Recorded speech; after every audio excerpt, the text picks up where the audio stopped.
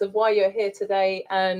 Stick around afterwards, just to say we have drinks afterwards. And if you want to learn more about Demos and what we do, come and have a chat with any of the Demos team here or myself. So this event is part of our Good Web Network. So we run monthly events through the year that brings together diverse audiences from across the spectrum of politics and corporate worlds and civil society, to really think about the big foundational issues around the internet and how we can improve the infrastructure of the internet to make the internet a force for good in the world. Today we are asking this kind of big, urgent, important question: how should we regulate the next generation of AI? As we're kind of poised in this moment of change, like how do we regulate and take a different approach to this? We have some absolutely fantastic speakers who I'm going to come to in 2 minutes, but I'm just going to do the boring old housekeeping. So the fire exits are on the right, the loos are at the back. We have about 100 people signed up in our online audience. So that's why we'll be waving around mics that seem like they don't work, but actually what they're doing is talking to the online audience. So as I mentioned, drinks at the end, and we'll make sure that we take lots of questions and contributions from the audience as well. So our panel. So Jeremy Wright, Member of Parliament for Kenilworth and Southam, former Secretary of State for Culture, Media and Sport, and embedded in the world of online safety. So is going to share the lessons of trying to regulate the internet in a different way to this conversation. Dorothy Chou is Head of Public Affairs at DeepMind, so comes with a huge experience of navigating the public affairs world in this space, but also kind of carrying some of the most interesting kind of developments in AI on the way. And Resham Kotecha is Head of Policy at the Open Data Institute. So there's no AI, there's no internet without data. Data is the thing that makes it work and could hold some of the answers as well. Absolutely. So I've just come from another great event today, at the Tony Blair Institute, watching Dorothy projected on a screen for most of the day, and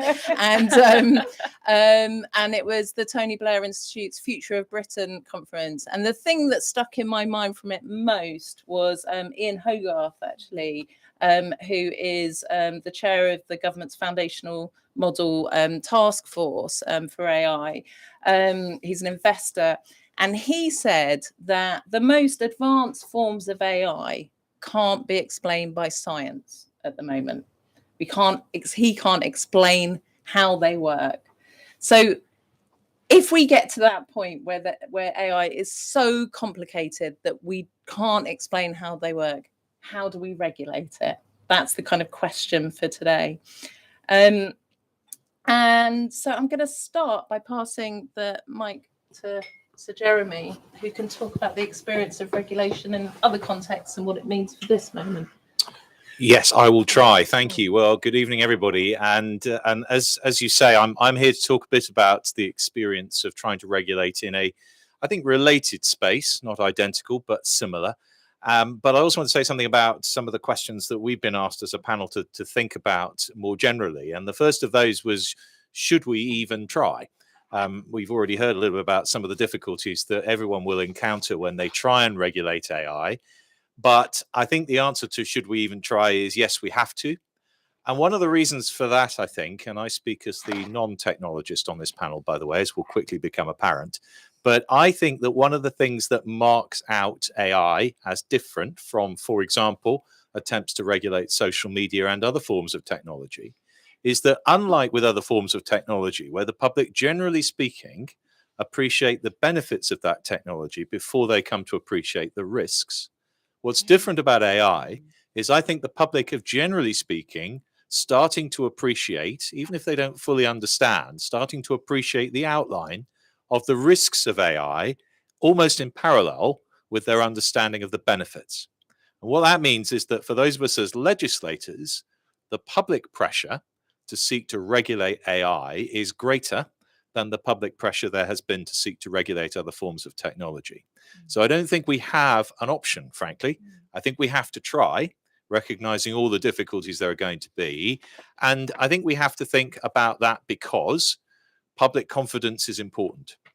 I'm sure Resham will talk about data a lot more, but I think one of the things that we already understand, even though there's lots we don't about AI, is that data is fundamental to its success. And if you don't have a good amount of data provided by members of the public to ensure that AI develops in the way we want it to, on the basis of maximum input, minimum bias, and all of that requires public confidence about how that data is to be used, then that public confidence in the way AI operates is absolutely fundamental. Because people don't, if they don't have that confidence, they won't be willing to supply their data, and the development of AI will be stunted as a result. So regulation is essential, partly because we have no choice, and partly because we have to enhance public confidence in this technology. And why is all that important? Well, let's not forget it's important because AI can do a huge number of very positive things. And I think there's a real danger in this debate that we spend all our time being scared and none of our time being hopeful. And we need a lot more hope and a lot less scaredness if we're going to get a proper balance, I think, in the discussion about AI. Next question is, well, if we're going to regulate this thing, do we do it only in the UK or do we do it around the world? Well, the obvious answer to that is if we can, we do it internationally. It's an international concept. It needs to be addressed internationally if we possibly can.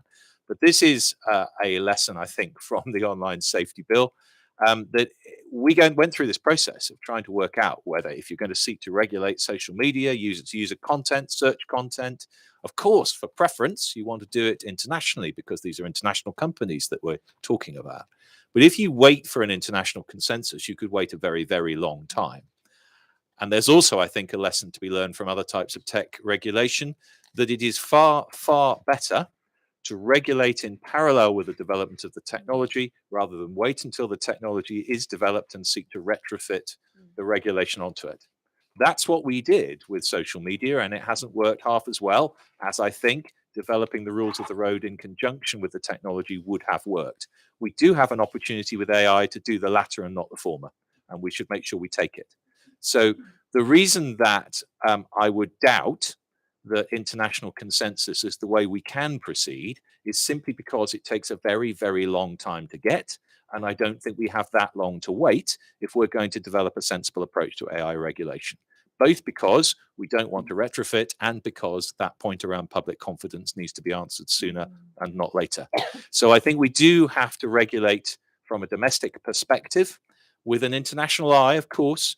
But I think if we wait for international consensus, we'll frankly wait too long. The way, therefore, you have to do it is to say, this is the way in which we're going to set about it. We talk to our international partners about it. We hope that there's significant overlap between our approach and theirs, and we seek to take them with us on the journey. But I think to say we'll only do this when the Western world, perhaps the developed world, call it what you will, we're not going to get China on board with this, I fear. If we wait for that even, I think we could wait too long.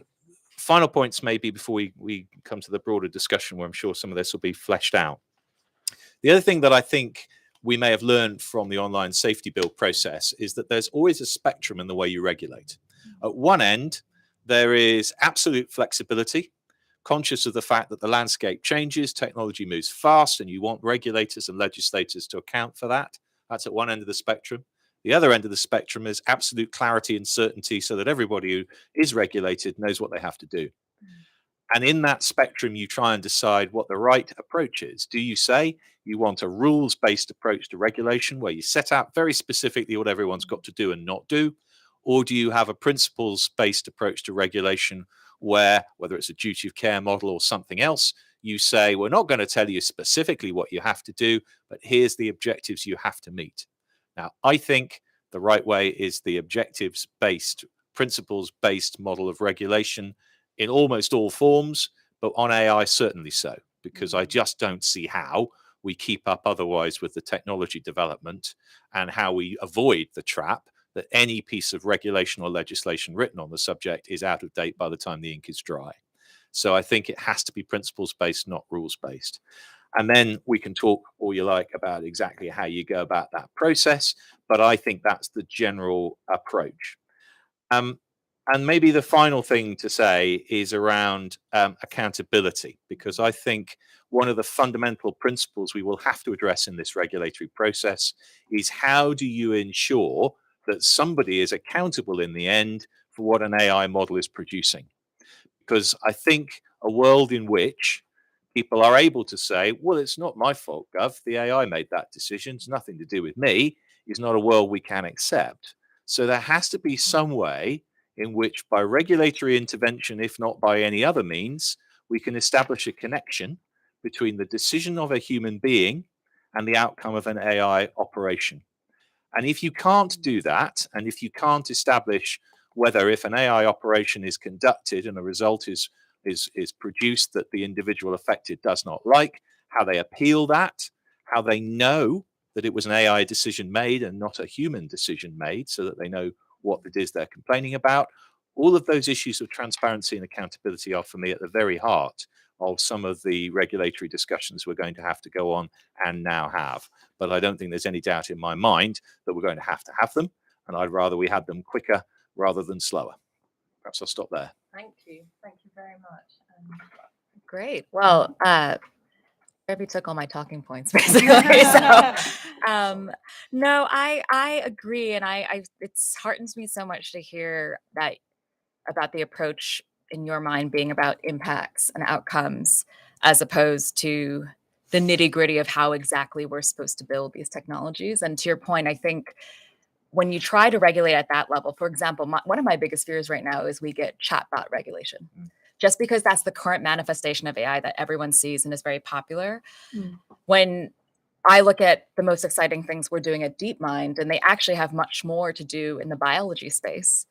And if you think about the transformative impact that CRISPR can have relative to a chatbot, regulation has to be, that accommodates both, has to be extremely broad and outcomes driven versus process. Otherwise, you're going to be writing that piece of legislation forever, frankly. And it's not even going to be relevant, to your point, by the time it goes into force. And so a lot of what I think about is how we ensure that the technology is serving society versus the other way around. And to your point about public confidence, I think a lot of that has to be earned. In addition to, it's a partnership between the private sector that's building a technology and the public sector that helps determine the will of the people and how it should be used. That has to come into force. And I think, I spent 10 years in Silicon Valley. There's a divide there that needs to be bridged. And so when I think about governance of AI, I think about three parts. It's markets. What are the markets? What can we do in that space around how technologies are funded to really set the right tone there? The second piece is around what are industry norms? Because the reality is that AI, unlike a lot of other transformative technologies, is probably one of the first to be basically fully privately funded at this point in our history. And so how do you think about the normative behaviors that have to be set among companies? How do we know when to release a model and when it's safe? How safe is safe?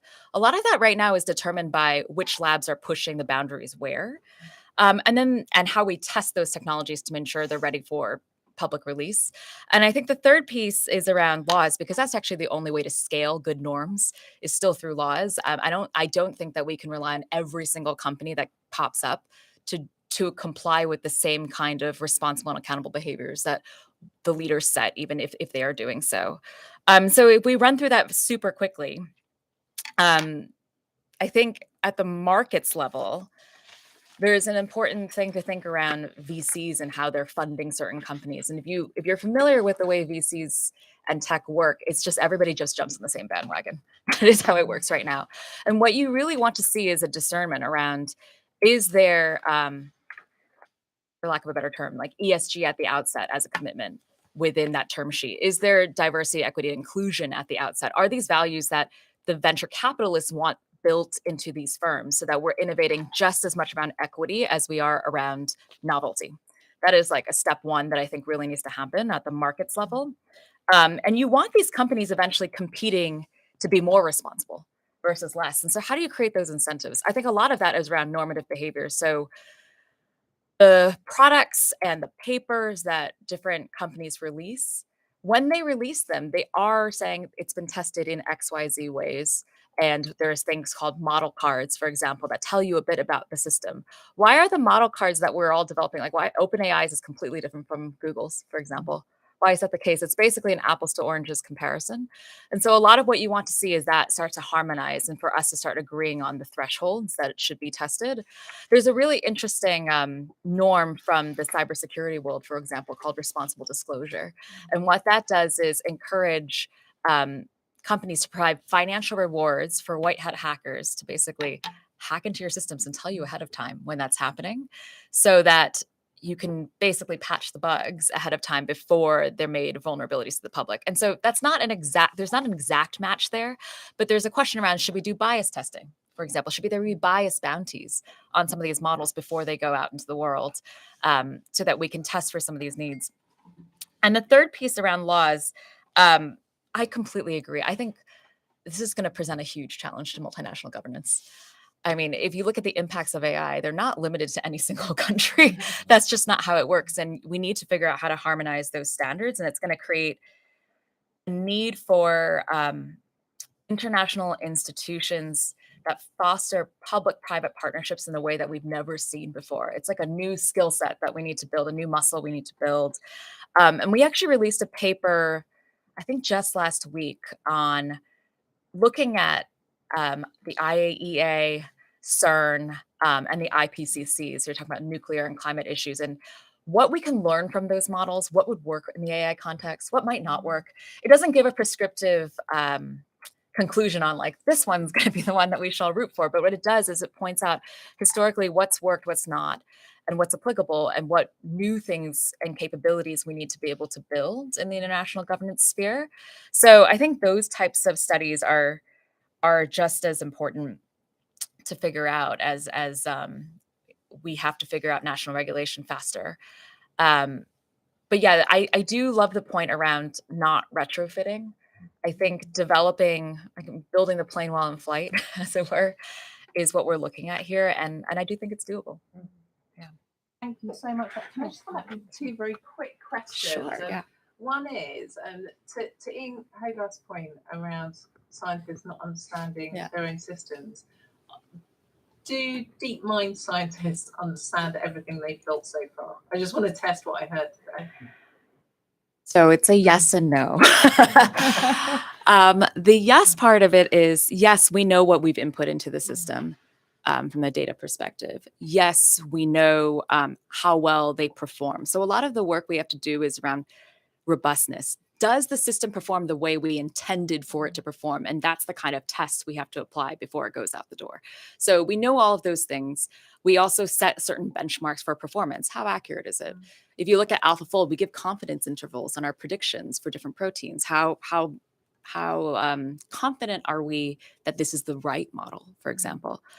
I think what we don't necessarily have is an understanding of the intricacies of every single part of how the system makes a decision, because so much of it is happening simultaneously. I think explainability is really important. How did it get here? And of course, human oversight is extremely important as well. But what I would say is like, I don't know. I mean, I used to ask an interview question, which is really unfair, which is like, explain to me how the internet works in like about 5 minutes. Or, explain to me how any like complex technical system works in 5 minutes. What is a meaningful answer in that context? What do you need to know in order to know, does this work? Does it not? Does it perform well on certain populations or others? Those are all things we can test for. So I think it's about building the right evaluation and testing regime versus let me try to reverse engineer everything. Does that make sense? If it does make a lot of sense. And the other question was just relating to Jeremy's point around kind of public engagement and public understanding of the systems. Are you doing work with the public to kind of understand what they think, to kind of deliberate on how you operate the systems? Are you involving the public in that thought process? Yeah, I mean, one of the challenges that we have right now is that tech companies their forte is not public engagement. I'll just put that out there, having worked at a few of them. And so what we're trying to learn from civil society is actually how to do this well. So we've started a series of roundtables at DeepMind, and we worked with the Royal Society of Arts, for example, to bring educators and education policy experts around the table to understand how AI should be used in their context. We've done work with the American Association of People with Disabilities to do the same exact thing. It's basically sort of like running little juries that are tapping into the expertise of what civil society does well, but we bring the tech to the table. Sometimes we have a little more fun, like we did something with Central St. Martin's where we had our roboticists go in to speak about the latest robotics breakthroughs to a bunch of master's students in design and ask them to have an open brief and design what they think based on those capabilities they want AI to be used for. And so we had a whole display with them, which was great because you don't really, I mean, personally, I don't have very many visuals for AI other than things that are not very pleasant. So creating an alternate way of thinking about the question and the problem. Tell them how many were environment. Oh, yeah. Oh, that's right. That really So out of the 10 projects that resulted from a group of 30 students, because it's in groups, with an open brief, completely open on robotics, which I was terrified of, by the way, because I was like, something's going to come up with this group that's not going to be great. But 8 out of 10 turned out to be about environment and sustainability, which I just think shows you how the next generation is oriented towards what they want this technology to be used for. And that's a huge lesson for companies like mine. Like there's no easy way for us to surface, other than maybe something like the UN SDGs, what technology should be used for. And so a lot of that has to be us engaging with the outside in, especially in, I think, a jobs and labor context specifically. So it's something that we're trying to learn from others on how to do better. Thank you. Do check out the design work. It's really beautiful. So what I will start by saying is that regulating anything, but regulating tech, you're always regulating looking in the rearview mirror, almost always. And when you are regulating tech, especially a tech that is as fast and quickly evolving as AI, it's like being in a giant tanker with only part of your engine running while a speedboat is buzzing around behind you, and you're looking in a tiny rearview mirror at that and trying to work out how to turn your tanker and how to see what they're doing. It's very, very challenging. And so that's why actually I'll talk a little bit. Polly's asked me to explain very high level the AI white paper. If you haven't had a look at it, then hopefully this is helpful and interesting. And if you have, then sorry, feel free to check Instagram for a minute. So the AI white paper came out earlier this year. It talks about the government. We're very proud, as we all should be, that the UK is third in the world for AI research and development, and we're home to a third of Europe's total AI firms. And they talked in depth about how they wanted the UK to be a world leader in AI. We've seen that with the AI Summit planned this year, although I will come on to what we need to do to actually make that happen, because writing it in a white paper is not enough. But the government talks about AI being one of 5 critical technologies. They are really clear on how important this is. And they, unlike our biggest neighbours, the EU, have talked about how we will have a principles-based approach. So they've highlighted 5 key principles. One is about safety, security, and robustness. The second is transparency and explainability, to your point. The third is fairness. The fourth is accountability and governance. And the fifth is contestability and redress. So they've talked about these 5 principles and wanting this principles-based approach to regulating AI. As a comparison, the EU's approach is much more prescriptive, and they are creating a new AI regulator. So coming to the point about should we have international, kind of an international approach, we absolutely should, but we are already coming at it from very different approaches. So it will be difficult to find what we give and take on in that to find some sort of international approach that works. The 3 objectives of the government's AI white paper are: 1, growth and innovation; 2, to increase trust in AI, which is very difficult to do and will require not only government focus, but civil society, third sector, academics, and a few other things that we at the Open Data Institute think need to be implemented. And then thirdly, to strengthen the UK's position in AI as a global leader. So the government is not proposing to create a new AI regulator. They think that the current existing regulators that regulate by sector are the right way to approach regulating applications of AI. They are wanting to keep the regulation focused on the use cases and the applications rather than the development like the EU has. And they've talked for now about providing central support and coordination, which in theory is fine. We've yet to see what the funding will be, what the capacity will be, what the kind of parachute is for things that might fall between regulators, the duplication of efforts, the fact that do regulators have the understanding, the knowledge, the awareness, the literacy to be able to actually regulate and apply. And we have seen some regulators come out with guidance.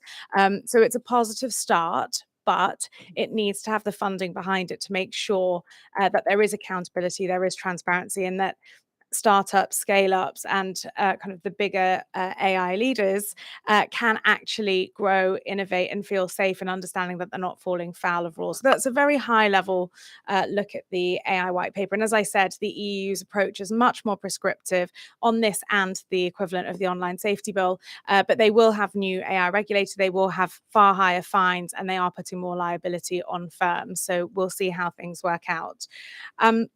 Our view at the Open Data Institute, and thank you, Polly, for giving the line at the beginning that we're always keen to say we're a not-for-profit, but we work very hard to make sure there's an open data ecosystem.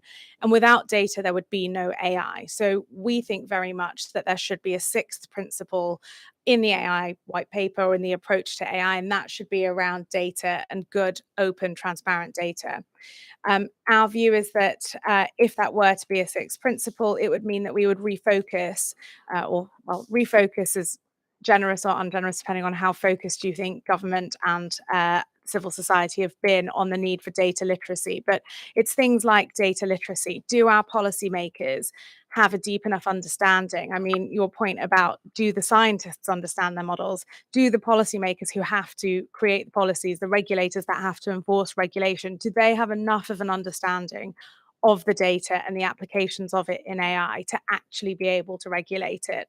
Do we have good enough data sets? Do we have good enough data sets by way of data standards? We've seen a lot of use of AI where the data, as Dorothy said, you put data in, you know what your intention is, but you aren't always clear on what will happen in the middle. And in the US, for example, they started using this for parole.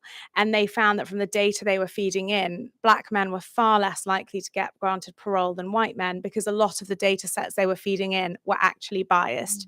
And because they didn't have enough diversity of people inputting data to assess the data, they didn't have enough transparency and they didn't have oversight. There was a system whereby Black men were denied parole, unable to appeal it, and were basically condemned to spend longer in prison.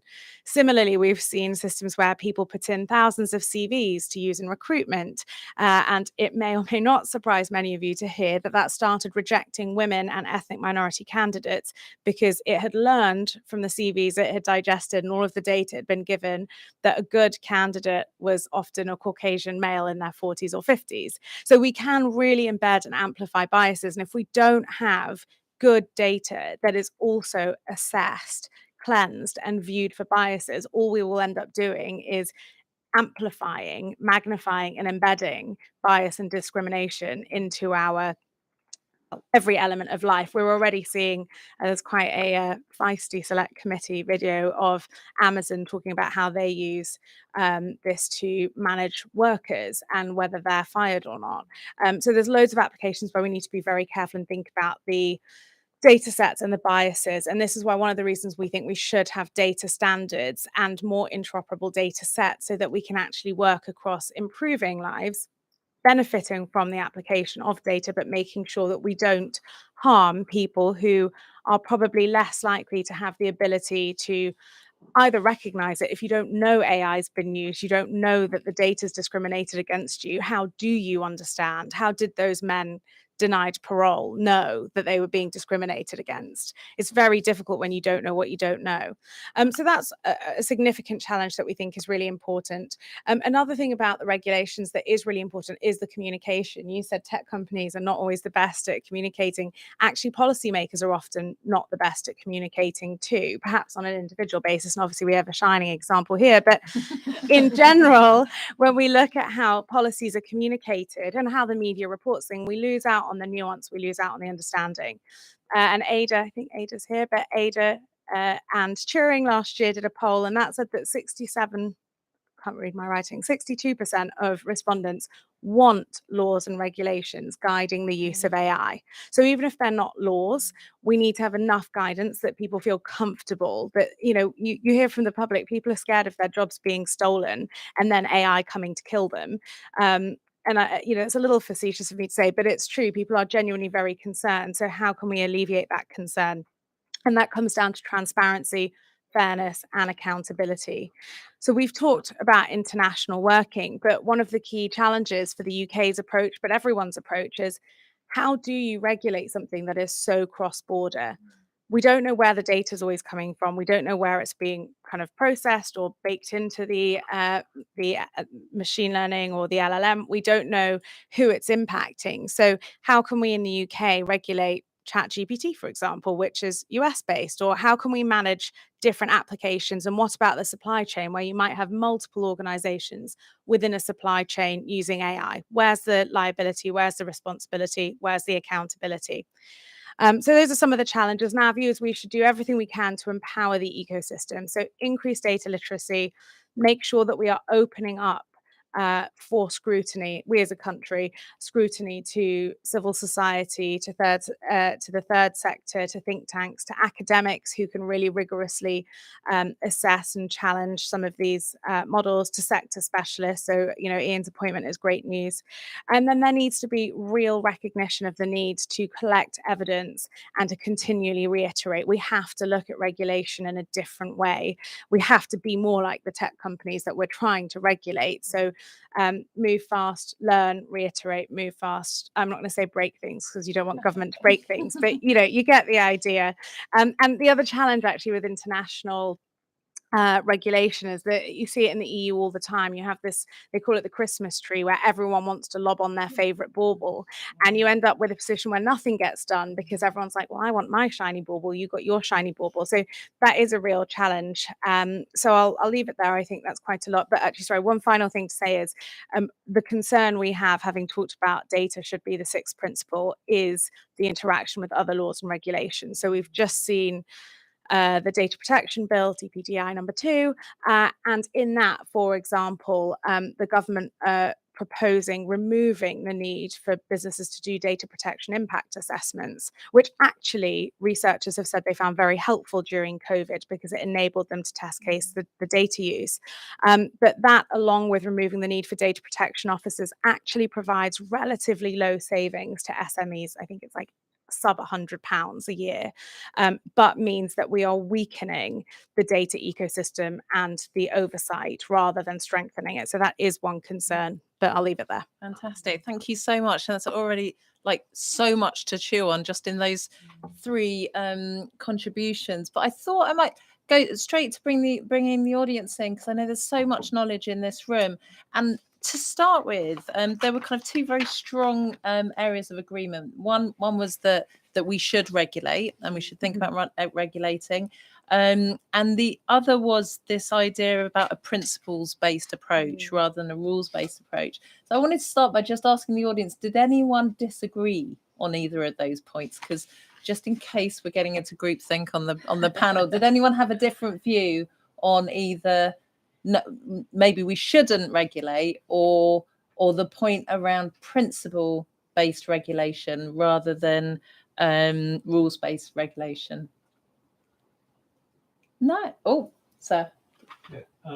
Chris Waterman, I've been a parliamentary researcher for 25 years in addition to doing other stuff. This event is meant to be considering what's the best approach to regulating AI. I think the prior question is, have we got any hope of regulating AI?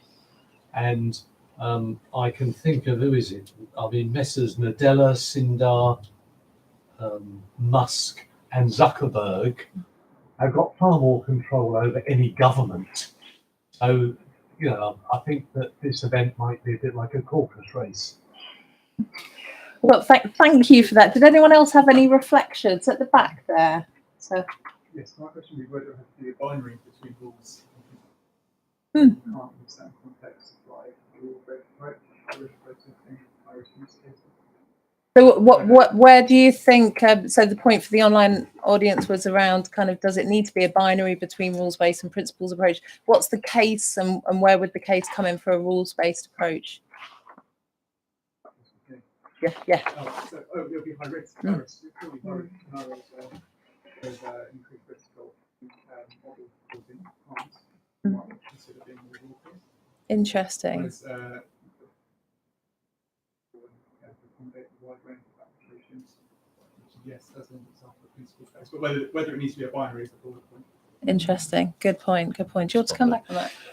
Yeah, let me come back on both of those in reverse order. So, in relation to your binary point, of course, it's true that if you take a principles-based approach to regulation, sooner or later you have to put some meat on the bones. You can't, I'm afraid, say to people developing AI, and I guess Dorothy would say this isn't massively helpful if we were to do it, and say, look, the principle is you just have to do AI properly, all right? And we'll give you some principles as to how properly might be defined, but that's as far as we're going to take it. That isn't helpful. And I think one of the things that's often misunderstood in this debate, and Dorothy might disagree, but I think is misunderstood, is the idea that regulation is always going to be bad for business, and therefore the less regulation you have, the better it is for business. I don't think that's true. And I think it's particularly true when you're talking about new areas, whereas we've discussed public confidence is vital. Regulation helps give people the confidence to interact with a technology, which in itself helps to develop the technology. Yes. So if you regulate properly, doesn't help if you regulate badly, of course, but if you regulate well, I think it can be a positive enhancement to the development of this technology and these businesses rather than a drag anchor. But if you're going to do that, and again, if you take the regulation of other technologies, what we've sought to do, I think, is do take a principles approach, but then to start to fill in some of the gaps as to what the application of those principles might mean through codes of practice and other things. But those are easier to change as time goes on than fixing everything in statute, which takes a very long time, I can tell you from experience, to change. So I think it's not just setting the principles out and leaving it at that. It's setting the principles out and then going on to develop what those principles mean. And as you say, use cases are important, and you'll eventually develop not just statute law, but case law, because you'll get the application of those principles by regulators to individual test cases, which will help to tell you what they all mean. It's not satisfactory in theory, but in practice, it's probably the only way of going about it. And then secondly, your point, sir, I mean, look, that's right. Yeah, well, absolutely. But I think you're right to be skeptical. But if I can tell you, I mean, I spent half an hour with Mark Zuckerberg discussing the online safety bill, or the predecessor to it. Strangest half hour of my life. I think he blinked twice in half an hour. But he was exactly what you would expect. He was certainly reluctant to commit to agreeing to the details of a regulatory architecture, but actually he accepted that there had to be some regulation.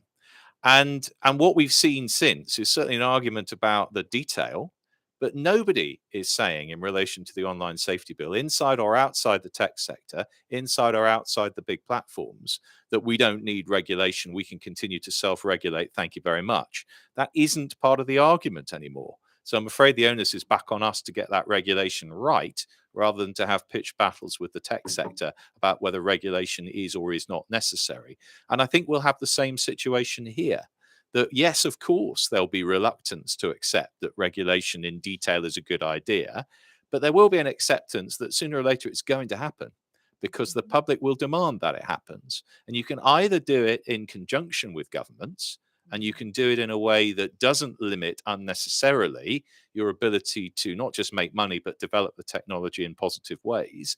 Or you can do it without the tech companies because they refuse to engage, in which case we'll end up with worse regulation. That's, I think, the choice. And I hope that the tech companies involved, Dorothy will tell me in a minute whether we're going to see this or not, will say, yes, I accept some form of regulation is not only necessary but appropriate, and we want to work with you to get it right rather than stand against you in the effort to do anything at all. That was the experience of social media regulation. I hope it will be the same with AI. Has it been successful with social media regulation? I'll let you know.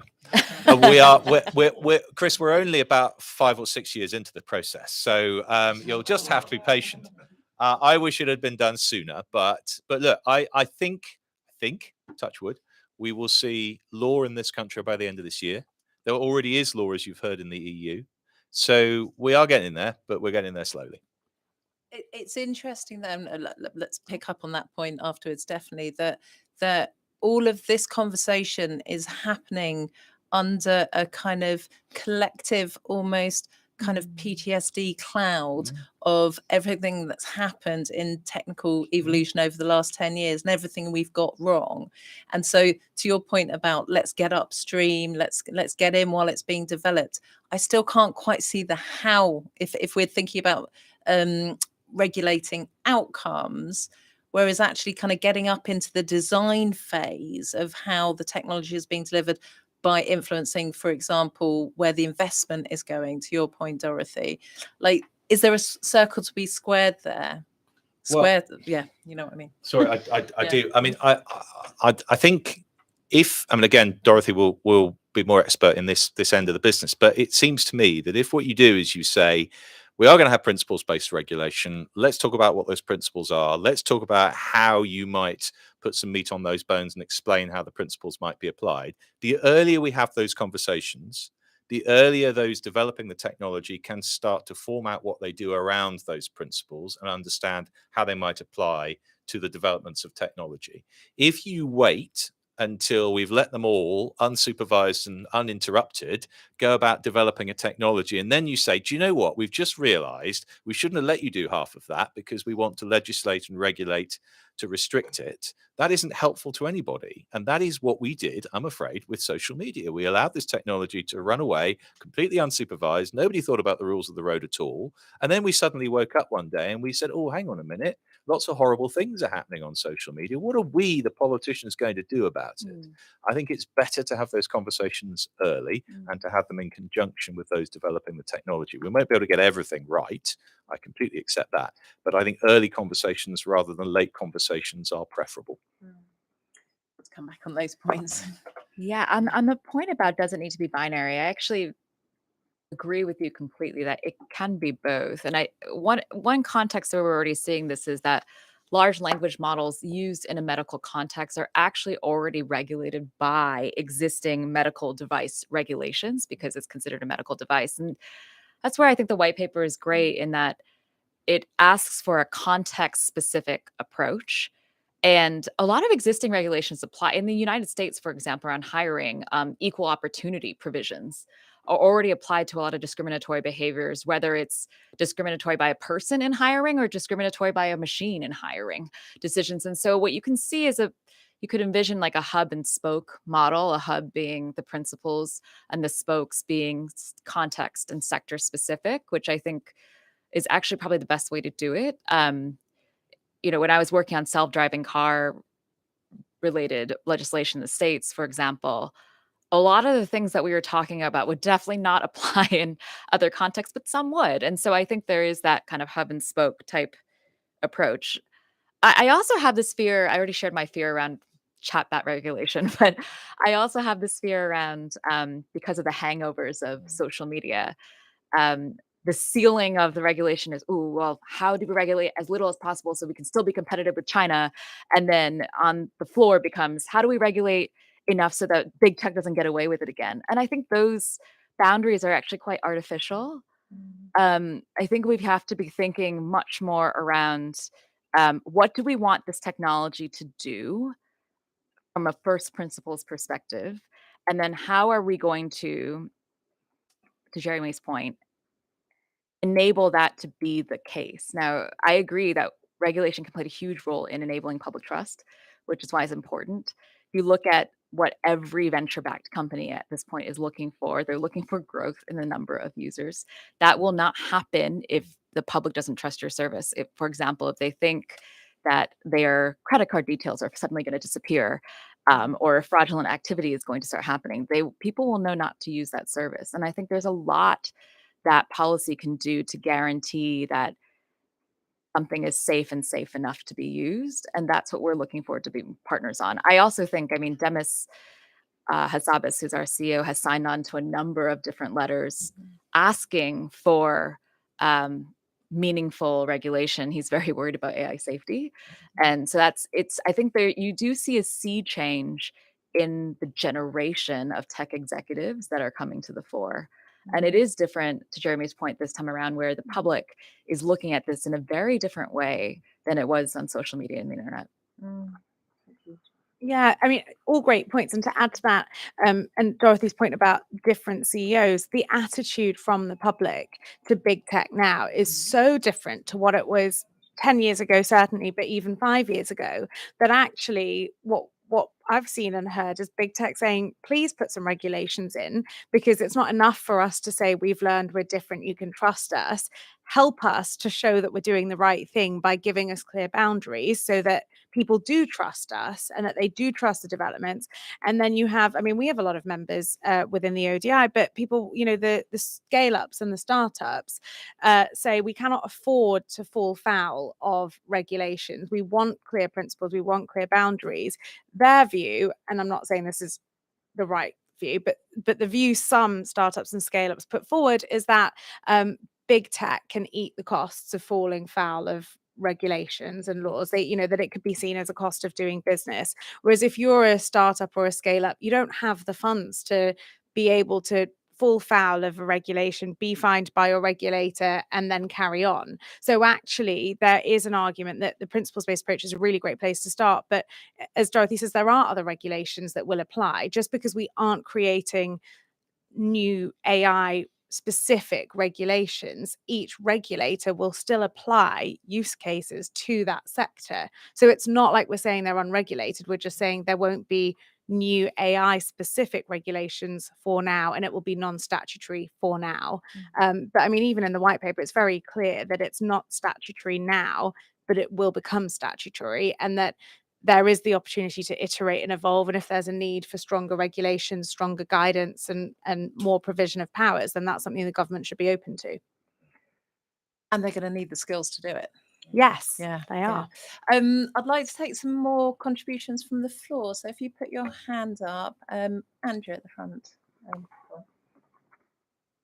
I'll just run through a few online questions from the online audience. So Lucas says, what are your thoughts on job displacement? McKinsey, Goldman Sachs, others have predicted automation could displace 400 to 800 million jobs by 2030. How should governments manage the risk? Niharika says, what do you think is the most significant challenge that hinders responsible innovation when it comes to AI? Milan from Oxford School of Government, what are panelists' thoughts on next-gen foundation models and possibility of dangerous and unpredictable capabilities emerging? Should we take those? So take those three. Some pretty big ones. Wow. Can of worms. Job displacement, responsible innovation, and next-gen dangers, generative AI dangers. Which would you like to take? I mean, I'll start with job displacement. I think if you look at development over time, the difference now with tech evolution is just the pace of evolution. But we have always had technologies that have come around that have displaced people's jobs. And the question is less about should we stop AI to protect jobs, but more what can governments and society do to make sure that we're in a position to be resilient so that there isn't structural unemployment. I mean, from an economy point of view, it is far more important that we reap the benefits of the innovation and the growth and then find ways to support people who are displaced. It's not going to happen tomorrow. So if we start planning now, and that's with increased education, it's life learning. I was talking to Guy Opperman, the Minister for some form of, I'm looking at you, what is his official employment? So he's employment minister. Yes.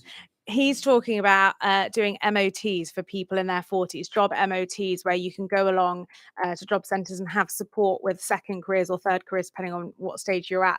And that support with the fact that the job you did in the first 20 years of your life is not necessarily the job you can do, want to do, should do later on. And actually, I think we need to be doing the same thing when we think about AI and displacing roles. We need to be identifying which roles we think are most at risk, what the time frame is, and how we can reskill those people. That could be things that are relatively close by to their current skill set, or it could be that we need to create new systems for supporting people through later in life apprenticeships or later in life study to make sure that they can be reabsorbed back into the economy economy, but this is not a new risk. It's just the scale and pace of the risk is larger than it's ever been before.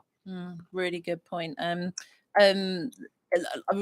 spent about a month recently just thinking about the hierarchy of doom around AI, and so trying to work out how much I should worry about killer robots and the really kind of like all of those things versus jobs, and I came down on jobs and cyber fraud as being kind of the real things that are going to affect people, and deep fakes and the Zelensky just impact. now. Not him. Yeah. There was a deep fake of him talking about so let's come back to that point on democracy, but kind of going to the other end of to the question from online about kind of those kind of killer robot dangers. Like, should that be in the legislator's mind and the regulator's mind? I suppose so, but I suspect you're right that that's not the first thing we have to worry about. I mean, I'll let Dorothy tell us how worried we should be about killer robots in a minute, but maybe they're developing some. But I don't think it is the primary and most urgent concern. I think the primary and most urgent concern comes around the use of data, and it comes around misinformation and disinformation and how AI can predominate those types of problems. And I think if we are thinking about the second of those three questions in connection, which is what hinders responsible innovation, and by the same token, therefore, what enhances irresponsible innovation, I think I'd probably describe killer robots as irresponsible innovation. I suspect it goes to what Dorothy was saying earlier on, that if you are in a world where this technology is moving so fast that you don't fully understand how it's getting from point A to point B, then there is always a risk that somewhere in between point A and point B, there is a process or series of processes that will have a non-beneficial outcome as well as a beneficial outcome. And I think that the thing that will make regulators very nervous is honest statements such as, we don't fully understand what this process is doing.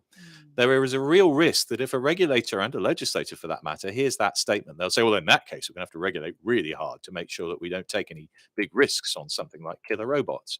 I think that will kill this technology. And I think there's a real danger that what we do is over-regulate here because we are scared of the killer robots. Whereas what we should be doing is thinking about how to sensibly regulate so that we promote the best quality outcomes and diminish the chance of the killer robots later.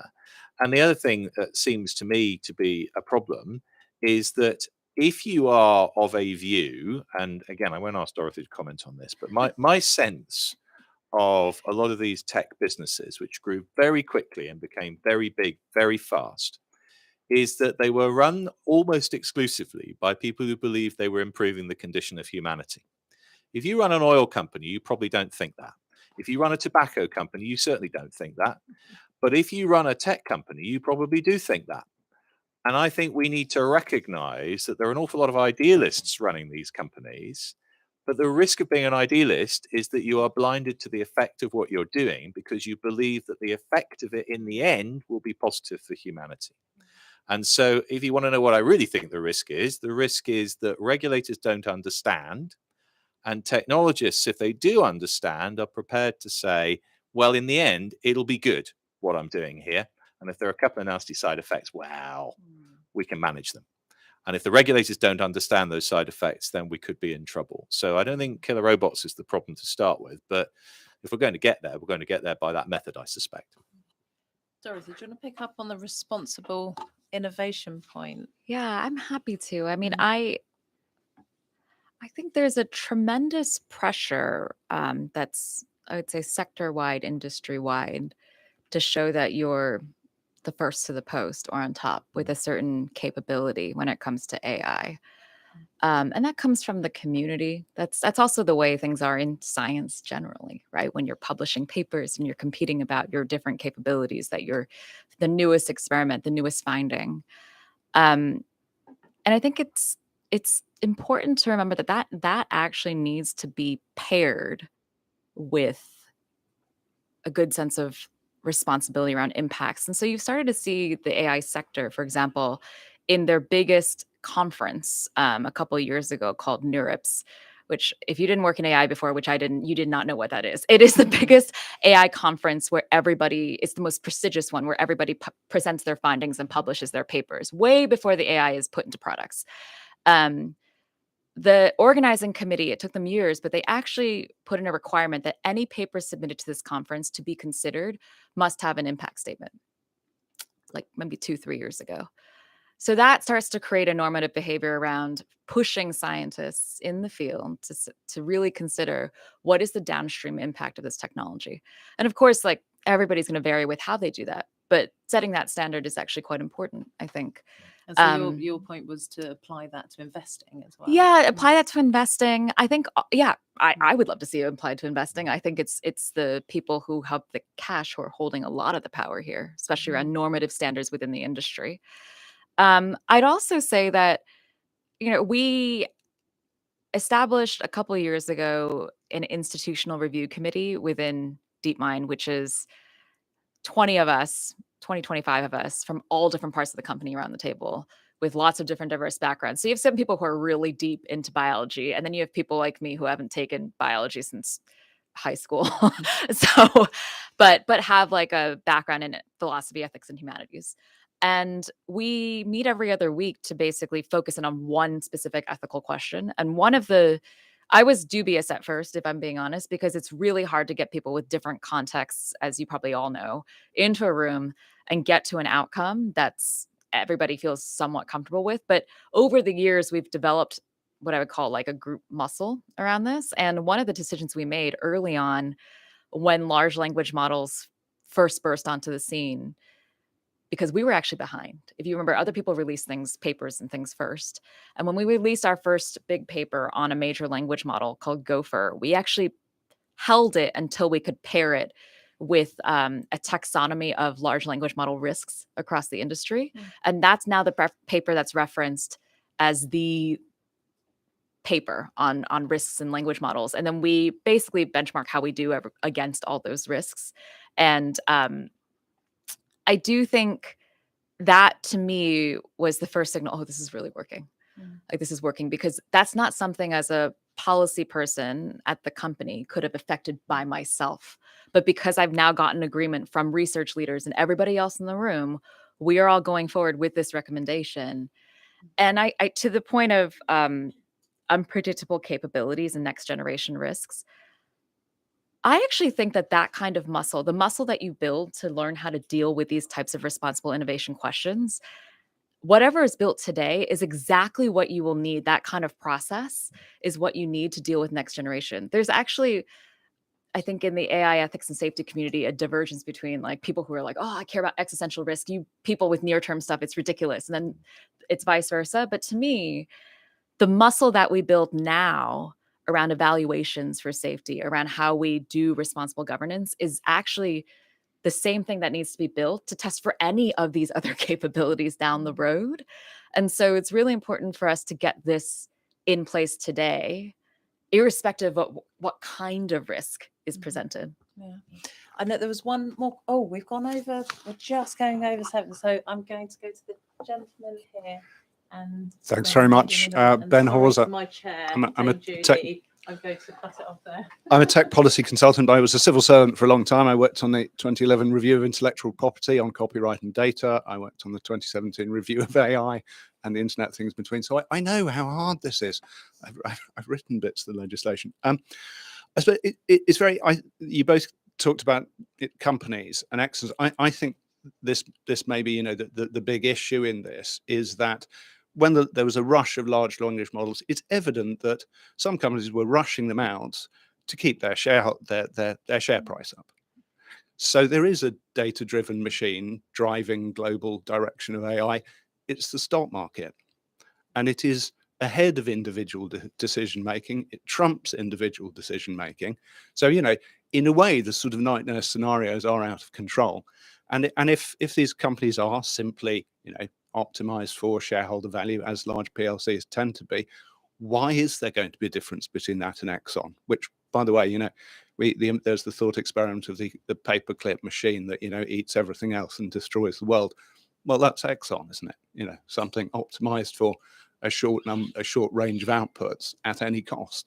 we already see that effect. And it's great to hear about, the ethos of the tech industry, but if it's all working in a corporate system that we're all, we see the effects fairly strongly elsewhere, why should we think that they will use AI in a way any different from the way corporations use any other tools? Would you mind passing back to our final question or statement? Absolutely, yeah. Hi there, my name is Sophie. I work for a company called Logically AI, which is deploying a combination of human and artificial intelligence to tackle the harms associated with mis and disinformation online. Arguably a good intersectional perspective to bring here today. Sir Jeremy Wright, I wouldn't dream of drawing you on the discussion of why mis and disinformation is no longer included in the online safety bill. It's a discussion for a different day. But what we are seeing at Logically with the onslaught of generative AI in recent months is that we would predict that in the next 8 to 9 months, we're going to see a move away from ChatGPT to something that our CEO is coining influence GPT. And what we mean by that is that these attempts to automize the deployment of disinformation campaigns are obviously going to mature. They're going to be, because of the degree to which they'll become more economical to deploy at scale and at speed. This is obviously all going to be contributing to a critical pain point right as we're coming up to this super election year in 2024, as we're calling it. So looking at the existing legislative framework and going back to the discussion of whether, the way that the UK is approaching it in terms of that sector-specific regulation, looking at the online safety bill and accepting that it is only going to cover disinformation when this is state-backed, and the discussion of how you attribute intent is, again, a discussion for a different day. Looking at the likes of the Representation of the People's Act, which is only going to apply to false claims which are made about a candidate's personal conduct as opposed to their policy conduct, etc. We would look at this framework and the fact that just how many gaps it leads when we look at the potential for domestic campaigns of this kind. We would also harken back to the article that was published in the Telegraph by the Electoral Commission representative back in May, talking about how this is a very serious gap and actually calling for a whole other addition to a legislative framework, apparently presenting the view that the framework that we are presented with now is completely insufficient to address this. I am not unaware that it is an incredibly difficult thing to address, but my question would be, judging by this discussion we're having about that sector-specific regulation, is that something that maybe far away in the future we could see Ofcom as that dedicated regulator for that sector taking on the role of addressing that kind of potential for domestic mis and disinformation campaigns? Brilliant. Fascinating. I'm going to ask each to do just final remarks, if that's all right, taking in that last point in particular. Your point was very well made, but kind of a self-contained point, I felt like. And maybe kind of just steering it around to what does this all mean for democracy, just as the final kind of big curveball to throw just in a couple of minutes. What does it mean for democracy? Well, look, I mean, I think that without raking over the coals of why misinformation and disinformation is not covered more extensively in the OSB, which all I'll say is it should be, then I think what I would say is that there are two possible answers, or there have been two possible answers to this problem. Previously, one of them would have been media literacy in its broader sense. So you can run to catch up, and this, I think, chimes with the points we've been making about the hopelessness of regulators trying to catch up with a receding target over the horizon. But you can try, if you want, and find a technological solution to misinformation and disinformation. But part of the answer has got to be to encourage our fellow citizens to be more skeptical about what they see. The problem, however, is that when you talk about the development of AI, which makes it harder and harder to tell the difference between what's real and what isn't, or what's constructed and what isn't, or what's authentic and what isn't, use whatever terminology you like, that however dedicated you may be to your skepticism and however hard you're trying to tell the difference, it's very, very hard to do. And we are now at that tipping point, I think. So deep fakes that you used to be able to, if you look really carefully, spot the difference, now it's very, very hard to do. And it will not be long before it's impossible to do. So our previous expectation that part of the answer might be media literacy in its broader sense, I suspect we will have to move somewhat away from. But the next is to try and think about how you build into legislation and regulation the concept of understanding provenance, understanding the path that a piece of information has followed, whether it's a piece of text or whether it's an image. And one of the things that a few of us have been thinking about trying to do with the online safety bill to reinsert a bit about misinformation and disinformation is in conjunction with people like Adobe, who are thinking about a standard that you can use, whereby if an image, for example, has been altered, you can be told that it has been. And when you look at the image, it will trigger, if you wish to be investigative about it, the opportunity for you to look at who altered it, when they altered it, what it used to look like.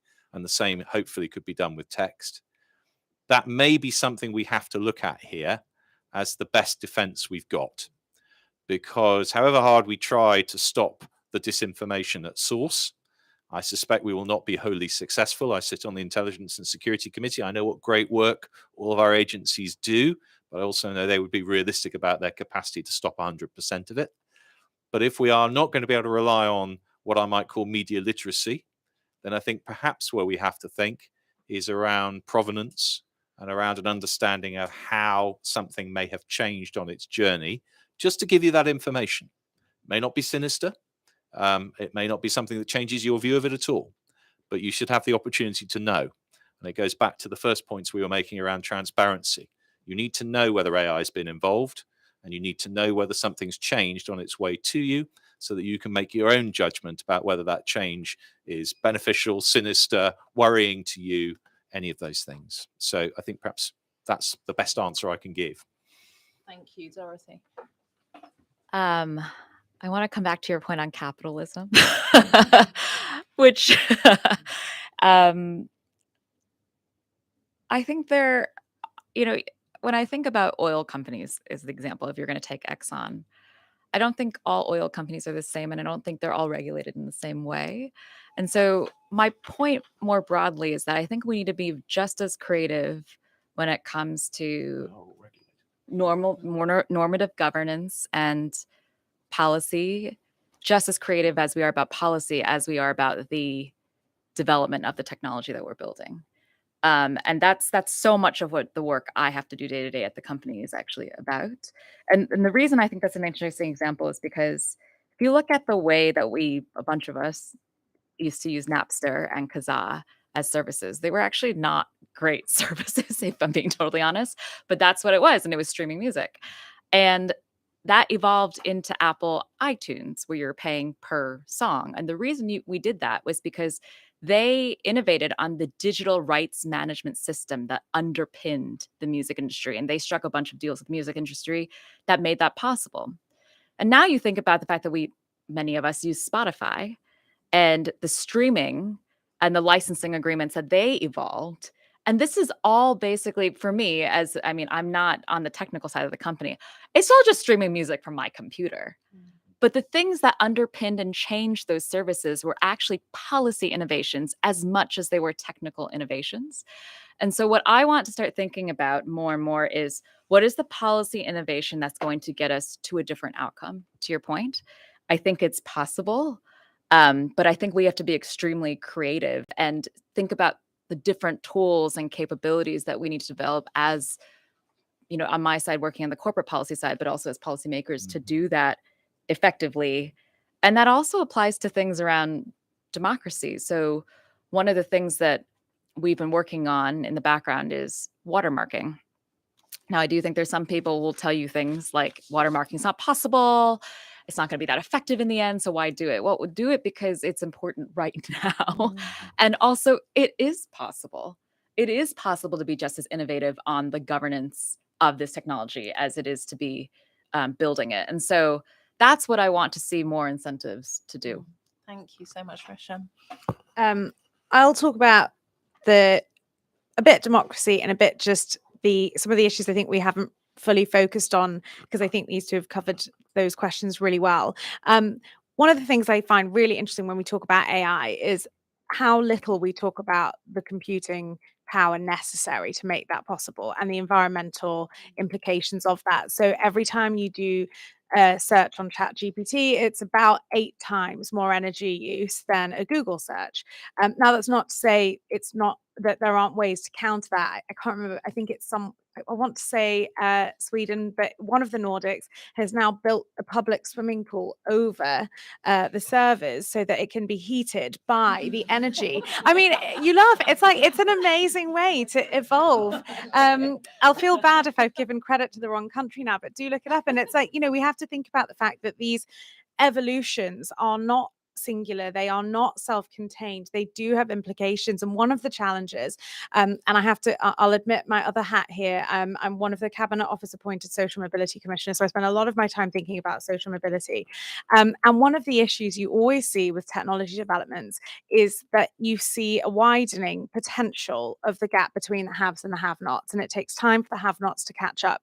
And what you end up with is people who don't have access to the technology, people who don't, whether that's a hardware issue, a time issue, a resource issue, a knowledge issue, a data literacy issue.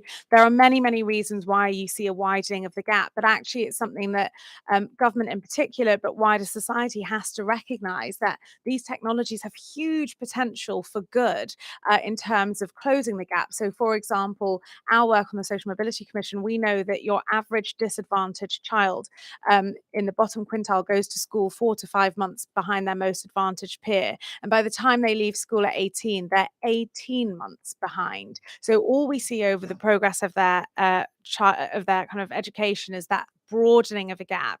Now, AI offers us huge potential in being able to close that gap. Generative AI in education will potentially be education changing and life changing. But actually, we also have to think about how we harness this for the good of society and the good of public. And I think, I worry less about killer robots because I think Dorothy's got us sorted, but I do worry a lot about how we actually make sure that the benefits of AI and these models that we're building, how much they will widen or not widen the gaps between the least advantaged in our society. And that to me is something that I think we need to keep coming back to. We talk about impact statements. What are the impacts on inequalities, and what are the impacts on the groups, whether those are children, the disadvantaged, ethnic minorities, those who might have physical or mental impairments? What are the impacts of technology on those people who might not be able to advocate for themselves in the same way or even recognize the harm? So from a democracy point of view, the environmental point of view, I think there's a lot there that we need to keep front of mind. Fantastic note to finish on. I want to thank not killer robots, but a killer panel who had the most brilliant insights. Absolutely fantastic sharing of knowledge, and to a great audience, and for your questions as well. So thank you everyone for taking part today, and look out for our next Good Web Network event. We'd love to host you again. Thank you.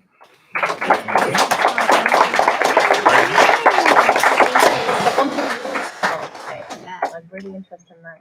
I'm putting my old cross hat on, and how we reconnect journalism into democracy, and actually bite the bullet that we didn't do in Cross, and actually define what is high quality journalism that is democratically important, and then make sure that the LLMs treat that differently for all the other content.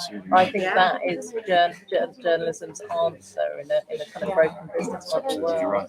Tim Daly was Google by the House. Oh, really? We're talking about exactly the same thing. But actually, a large part of the answer on this information and disinformation is, where do you go to get the authentic information that you can be confident is right?